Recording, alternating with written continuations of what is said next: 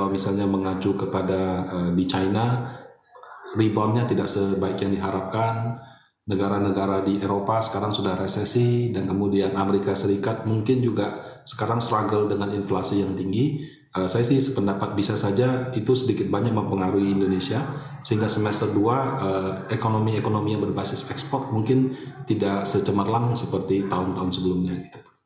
Oke, baik Pak Rudi. Dengan yang mana juga sebetulnya masih sangat volatil begitu ya kondisi ekonomi global ataupun berdampak juga terhadap sejumlah kawasan lainnya. Anda mengamatinya secara interest atau ketertarikan atau kesemarakan pasar keuangan kita ke depannya yang mana juga ada potensi atau peluang perlambatan ekonomi di semester 2, apakah juga nantinya akan semakin semarak atau justru lesu di semester 2 nanti?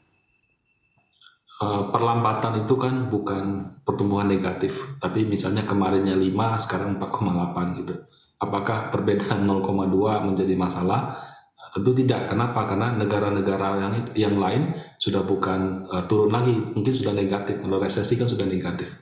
Jadi kalau dalam konteks daya tarik, menurut saya harusnya masih terjaga karena kita tetap tumbuh, cuma lebih lambat dari sebelumnya. Berbeda dengan negara-negara Eropa yang mungkin sudah negatif, dan juga di negara lain mungkin perlambatannya lebih dalam. Jadi itu untuk asing membeli atau menjual saham obligasi Indonesia, saya kira pertumbuhan ekonomi mungkin salah satu yang dilihat, tapi ada juga faktor-faktor lainnya, tidak hanya itu. Oke, kalau dari Anda Pak Emil, melihat daya tarik pasar keuangan kita yang mana juga Anda katakan tadi ada peluang perlambatan ekonomi, apakah juga daya tariknya masih cukup tinggi? Karena kalau melihat tren IHSG saja begitu ya, di hari kemarin nilai transaksinya juga terbilang kecil di sana. Ya, terkait daya tarik sebenarnya kita masih melihat baik pasar saham maupun pasar obligasi masih menarik bagi investor asing. Memang pelambatan tadi yang kita sampaikan lebih disebabkan oleh pelambatan global, jadi bukan artinya di dalam negeri kita sedang ada masalah, tidak. Tapi kita lihat lebih kepada dampak dari pelemahan global. Misalkan angka ekspor kita nanti diperkirakan akan mulai turun jika kita sudah mencatatkan ekspor yang sangat baik sepanjang semester 1 kemarin. Semester 2 mungkin masih bagus, tapi tidak sebaik di semester 1 kemarin. Terkait dengan pasar saham dan juga pasar obligasi, apakah akan tetap menarik? Menurut kami, investor juga sedang menantikan bagaimana respon kebijakan, baik dari BI maupun dari pemerintah, dalam hal ini Kementerian Keuangan. Jika dari BI nampaknya, menurut konsensus hari ini, diperkirakan bahwa BI akan menetapkan suku bunganya tetap hingga akhir tahun, tidak ada perubahan, karena problem tadi, the Fed ya, yang kemungkinan masih akan menaikkan suku bunga, sehingga harapan sekarang beralih kepada pemerintah. Apakah nanti di paruh kedua tahun 2023 akan keluar stimulus fiskal atau belanja pemerintah itu akan dipercepat.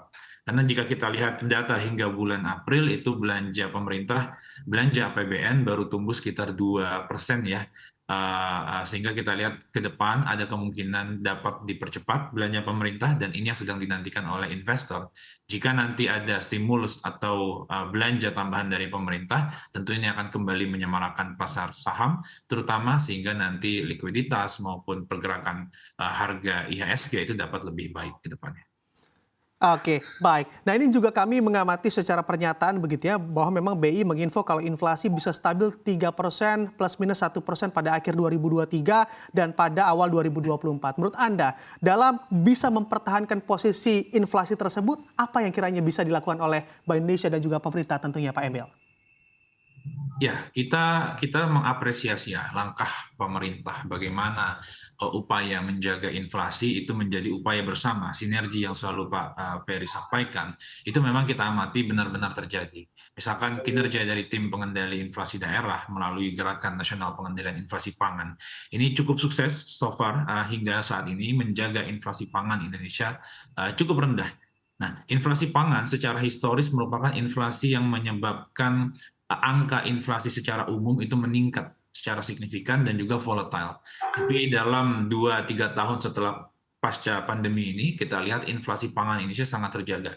Walaupun sebenarnya problem terkait dengan kekeringan atau mungkin gagal panen atau problem geopolitik di luar negeri itu ada.